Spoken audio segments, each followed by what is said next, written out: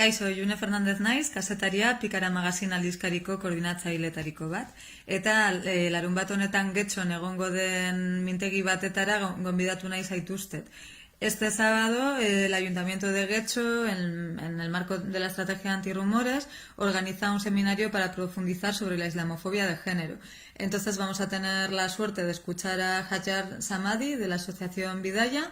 Y bueno, yo también aportaré desde el ámbito de los medios de comunicación, ¿no? Entonces, por mi parte, se tratará de identificar estas estrategias perversas en las que se están utilizando los derechos de las mujeres para alimentar la xenofobia, el racismo y la islamofobia. Repasaré contenidos que hemos publicado en Pikara en este sentido y, bueno, pues insistiré mucho también como feminista en la urgencia de reconocer la islamofobia de género como una forma de violencia machista cotidiana, normalizada, que incluso las personas supuestamente, ¿no? O sea, las personas que nos decimos antirracistas y feministas muchas veces podemos estar alimentando.